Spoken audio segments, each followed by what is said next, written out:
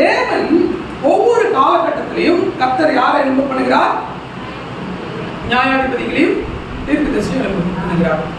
இந்த நியாயாதிபதியின் காலகட்டம் பார்த்தீங்கன்னா கிமு 1397 இருந்து 1024 வரைக்கும் இந்த நியாயாதிபதிகளின் காலகட்டம் இருந்தது. நான் இதெல்லாம் உங்களுக்கு சுருக்கமாக சொல்லிட்டு போயிடறேன். நம்ம பார்க்க வேண்டிய சப்ஜெக்ட் இது கிடையாது. நியாயாதிபதிகள் 21, 25. இந்த நியாயாதிபதிகள் புஸ்தகம் முடியும் போது இப்படியாக முடிகிறது.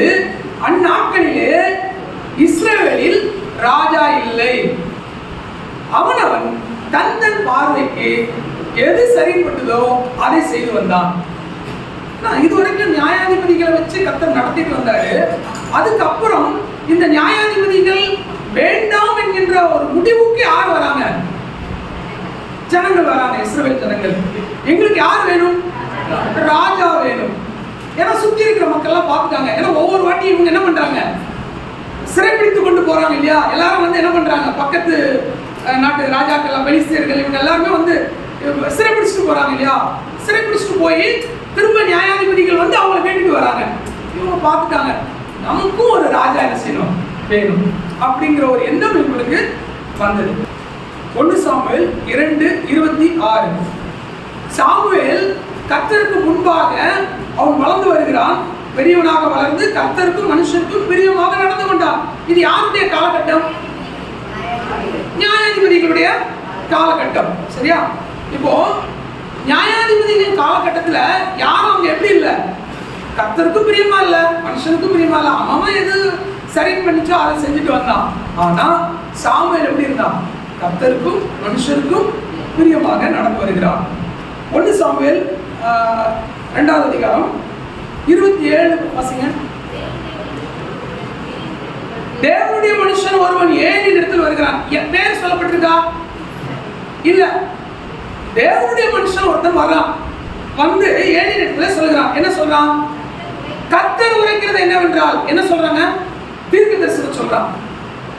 இவன் ஒரு தீர்க்க தரிசனம் சொல்லுகிறான். என்ன சொல்றான்? 1 சாமுவேல் 2ஆம் அதிகாரம் 27 இருந்து 35 வரைக்கும் நீங்க படிச்சு பாருங்க.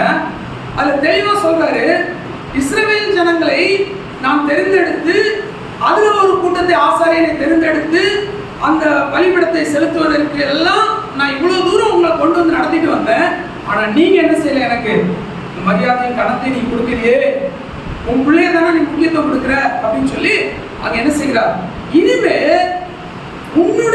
உனக்கு கொடுக்கப்பட்ட அந்த பொறுப்பு, அந்த கணத்தை நான் எடுத்து என் உள்ளத்துக்கும் என் சித்தத்துக்கும் ஏற்றபடி செய்யத்தக்க உண்மையான ஒரு ஆசாரியனை எழும்ப பண்ணி அவனுக்கு நிலையான வீட்டை கட்டுவேன். அவன் என்னால் அபிஷேகம் பண்ணப்பட்டவனுக்கு முன்பாக சகல நாளும் நடந்து கொள்வான். யார் பற்றி சொல்றாரு? சாமுவேல். என்னால் தெரிந்து கொள்ளப்பட்ட ஒரு ஆசாரியன், என் உள்ளத்துக்கு ஏற்ற ஒரு ஆசாரியன், என்னுடைய சித்தத்தின்படி செய்யக்கூடிய ஒரு ஆசாரியன் சாமுவேல். அவனை தெரிந்தெடுத்து அவனுக்கு அந்த பொறுப்பை நான் கொடுப்பேன் என்று சொல்லி சொல்கிறார். அந்த நியாயாதிபதிகளின் காலகட்டம் முடிந்த பிற்பாடு இந்த பொறுப்பு ராஜாக்களுடைய காலகட்டத்துக்கு வர்றதுக்கு முன்னாடி யார் இருக்காங்க? சாமுவேல் இருக்கிறார். தன்னுடைய பிள்ளைகள் ஒப்னி பினேகாஸ் 2 பேரை அடுத்து இவனுடைய ஸ்தானத்தில் வைக்கணும்னு நினைக்கிறான். ஆனா கர்த்தர் அதை தடுத்து அந்த பொறுப்பை அதோடு கூட நிறுத்தி அடுத்து சாமுவேலுக்கு அப்புறம் இந்த பொறுப்பு யாருக்கு போகுது? ராஜாவாகிய சவுலுக்கு போகுது. நம்ம வரக்கூடிய நாட்கள் வரலாம். சாமுவேல் அந்த இடத்துல ஒரு தலைவனாகவும் இருந்ததை நம்ம பார்க்க முடியும். சாமுவேல் யாரு? ஒரு நியாயாதிபதி, ஒரு தீர்க்கதரிசி, ஒரு ஆசாரியன் இல்லையா? தேவனுக்கு பிரியமானவன், தேவனுடைய சித்தத்தின்படி செய்கிறவன் என்று சொல்லி நாம் பார்க்கிறோம். இந்த சமயத்துல தான் கர்த்தர் என்ன செய்கிறார்? அங்கே ஏலியும் மரிக்கிறான். நீங்க தொடர்ந்து படிச்சு பார்த்தீங்கன்னா தெரியும். ஏலி மரிக்கிறான், அவருடைய பிள்ளைகள் ஒரே நாளிலே மரிக்கிறார்கள். இந்த பொறுப்பு அப்புறம் யாருக்கு போகுது? இது பாருங்க, இந்த கர்த்தர் சொன்ன இந்த தீர்க்க தரிசனம் எப்பொழுது நிறைவேறுகிறது பாருங்க. 1 சாமுவேல் 3ஆம் அதிகாரம் 21ஆம் வசனம். 20ஆம் வசனத்துல பாத்தீங்கன்னா சாமுவேல் கர்த்தருடைய தீர்க்க தரிசி தான் என்று தான் முதல் பெயர்சபா வரைக்கும் என்ன செய்யப்பட்டது? அறியப்பட்டது. இஸ்ரவேல் எங்கும் தான் முதல் பெயர்சபா வரைக்கும் அறியப்பட்ட உடனே அவன் கர்த்தருடைய வார்த்தை அங்கே சீலோவிலே அவன் வருகிறது. அங்கே கர்த்தர் தம்முடைய வார்த்தை அங்கே வெளிப்படுத்தினார். தீர்க்க தரிசனம் அங்கே நிறைவேறுகிறதை நாம் பார்க்க முடியும். அங்கே 4வது அதிகாரம் 1ஆம் வசனம் வாசிங்களேன். சாமுவேலின் வார்த்தை இஸ்ரவேலுக்கெல்லாம் வந்தது. சாமுவேலின் வார்த்தைனா சாமுவேலுடைய வார்த்தை அல்ல, கர்த்தருடைய வார்த்தை. கர்த்தர் சாமுவேலுக்கு சொல்கிறார், சாமுவேல் இஸ்ரவேலுக்கு போய் சொல்றார். சோ சாமுவேல் ஒரு தீர்க்கதரிசியாக என்ன செய்கிறார்? அறியப்படுகிறார். 7ஆம் அதிகாரம் 3ஆம் வசனம் பாருங்க. இங்கே சாமுவேல் சொல்கிறான், நீங்கள் செய்ய வேண்டிய காரியம் இப்பொழுது உங்களுடைய முழு இதயத்தோடும் கர்த்தரிடத்தில் திரும்ப வேண்டும். முழு இதயத்தோடு திரும்புங்கள். அஸ்தரோத்தை விட்டு விடுங்கள், அந்நிய தேவர்களை விட்டு விடுங்கள். தேவனிடத்தில் திரும்பினால் ஆண்டவர் என்ன செய்வார்? பெலிஸ்தருடைய கையிலிருந்து உங்களை நீங்களாக்கி விடுவிப்பார். ஸோ ஜனங்களை கடைசி நியாயாதிபதியாக இருந்து ஒரு தீர்க்கதரிசியாகவும் இருந்து ஜனங்களை வழிநடத்தி கொண்டு வந்த ஒரு சாமுவேலை நாம் இங்கே பார்க்க முடியும். இந்த ஜனங்கள் இவ்வளவு தூரம் இருந்தும் கூட ஜனங்களுக்கு என்ன வரல? ஒரு திருப்தி இல்லை. எங்களுக்கு என்ன வேணும்? ராஜா தான் வேணும். சாமுவேல் ஒரு நியாயாதிபதியாகவும் தீர்க்கதரிசி கர்த்தருடைய வார்த்தையை கொடுக்கிறான். ஜனங்களை அங்கே நியாயாதிபதியாக இருந்து எல்லாம் பார்த்தாலும் கூட எங்களுக்கு என்ன வேணும்? ராஜா வேணும். இப்போ ராஜா வேணும்னு சொல்றதுக்கு 2 காரணம் இருந்துச்சு. ஒன்று, அவங்க பிள்ளைங்க சரி கிடையாது, நியாயம் விசாரிப்பது சரி கிடையாது. அதனாலதான் உங்களுடைய பிள்ளைகள் எங்களுக்கு அதிகாரியாக இருக்க வேண்டிய அவசியம் இல்லை, எங்களுக்கு ராஜா வேணும். 2வது, சுத்தி இருக்கிற ராஜாக்களை பாக்குறாங்க, அவங்களுக்கு ஒரு ராஜா இருக்கிறது போல எங்களுக்கும் என்ன செய்யணும்? ஒரு ராஜா வேண்டும் என்று சொல்லி அவர்கள் என்ன செய்கிறார்கள்? சொல்றாங்க. சரி, ஓகே, ராஜா வேணும். இந்த ராஜா எப்படி இருக்கணும்? நீங்க இஷ்டப்பட்டபடிலாம் வைக்க முடியாது. ஆண்டவர் ஒரு ஸ்கேல் வச்சிருக்காரு. எப்போ இவங்க இப்படிலாம் பண்ணுவாங்கன்றது எப்பவே தெரியும், முன்னமே அறிந்த தெய்வம். அதனால மோசேட்டே சொல்லி வச்சிருக்கிறாரு, உங்களுக்குள்ளே யாராவது ராஜா வேணும்னு நினைச்சா அவன் எப்படிப்பட்ட ராஜாவா இருக்கணும்ன்ற ஒரு ஸ்கேல் வச்சிருக்காரு, ஒரு அளவுகோல் வச்சிருக்காரு. உபாகமம் 17ஆம் அதிகாரம் 14 முதல் 20 வரைக்கும் எவ்வளவு அருமையா எழுதிச்சிருக்காருல்ல. உனக்கு ஒரு ராஜா வேணும்னா இதே போல இருக்கணும். நிறைய டர்ம்ஸ் அண்ட் கண்டிஷன், நிறைய நிபந்தனைகளை போடுறாரு. இதுபடி இருக்கணும் அப்படின்னு சொல்லி. அந்த நிபந்தனைகள் மட்டும் என்னன்னு சொல்லி நான் இதோட முடிச்சிடறேன். முதல்ல என்ன சொல்றாரு? உனக்கு ஒரு ராஜா வேணும்னா நீ சூஸ் பண்ணாத, கர்த்தர் செலக்ட் பண்ணணும். ஆண்டவர் தேர்ந்தெடுக்கிறவனையே ராஜாவாக ஏற்படுத்து. நம்ம செலக்ட் பண்ண எப்படி பண்ணுவோம்? நல்லா பலசாலியா இருக்கானா, நல்லா சண்டை போடுறதுக்கு எந்த மாதிரி ஆள் பலம், பணம் பலம், வசதிகள் இதெல்லாம் பார்த்து ராஜாவா ஏற்படுத்துவோம். ஆனா கர்த்தர் அப்படி ஏற்படுத்துறது இல்லை. ஆண்டவர் எப்படி ஏற்படுத்துறார்?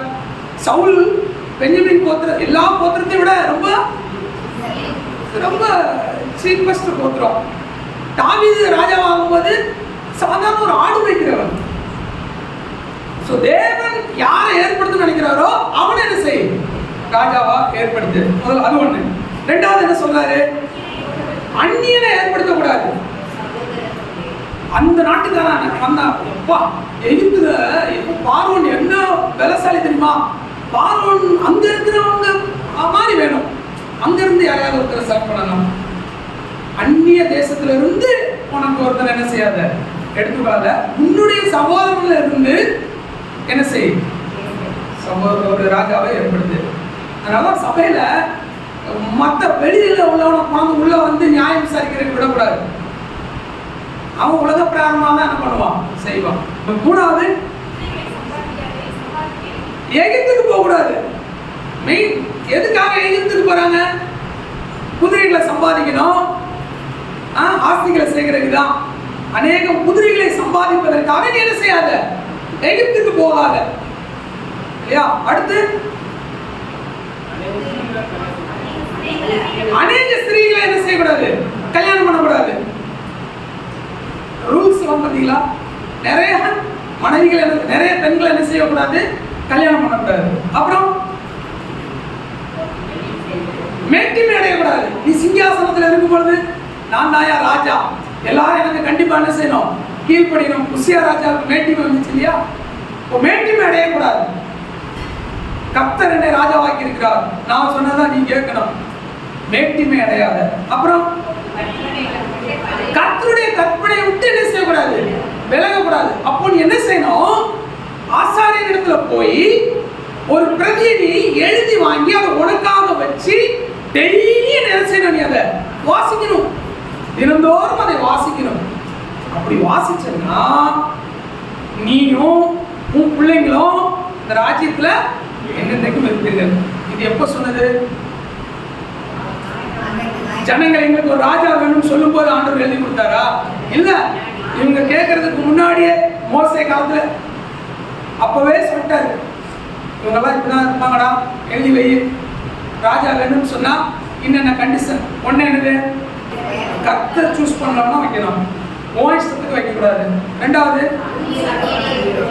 அந்நிய ஜனங்களை வைக்கக்கூடாது, உன்னுடைய சொந்த ஜனங்கள்ல இருந்து செலக்ட் பண்ணி வைக்கணும். மூணாவது, எகிப்துக்கு போகக்கூடாது, விட்டு வந்த தேசத்துக்கு போகக்கூடாது. விசுவாச வீரர்கள் பட்டியல நீங்க பாத்தீங்கன்னா தாங்கள் விட்டு வந்த தேசத்துக்கு அவங்க போறதுக்கு நினைச்சா போயிருக்கலாம், ஆனா அவங்க போகல.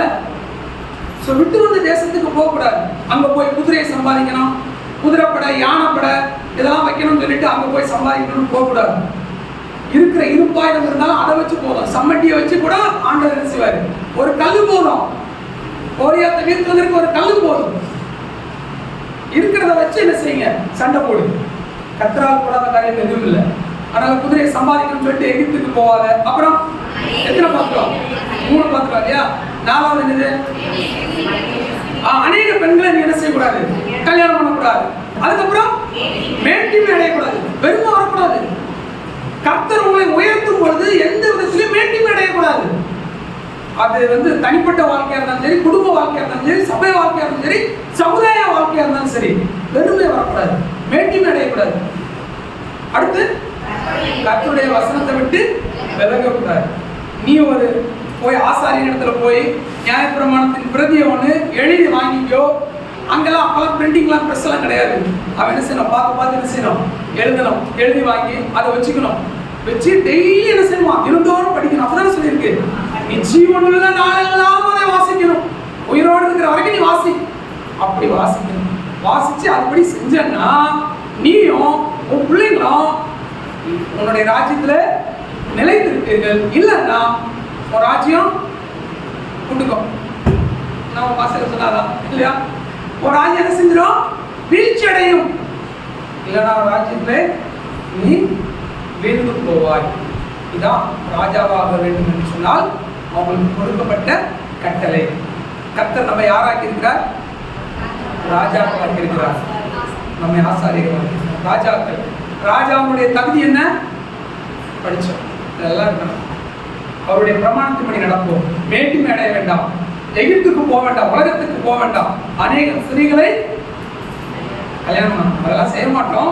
ஆனா புதிய ஏற்பாட்டின்படி என்னது, ஒரு ஸ்திரீயை இச்சையோடு பார்க்கிறவன் அவரோட கூட விபச்சாரம் செய்தாயிடுச்சு.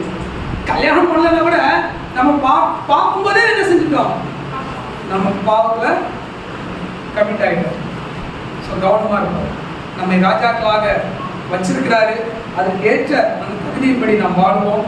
வரக்கூடிய நாட்களில் அடுத்தபடியாக ராஜாக்களுக்கு அடுத்தபடியாக இருக்கிறது யாரு, தீர்க்கதரிசிகள். இந்த தீர்க்கதரிசிகளை குறித்து சில காரியங்களை நாம் வரக்கூடிய நாட்களே சிந்திக்கிறோம்.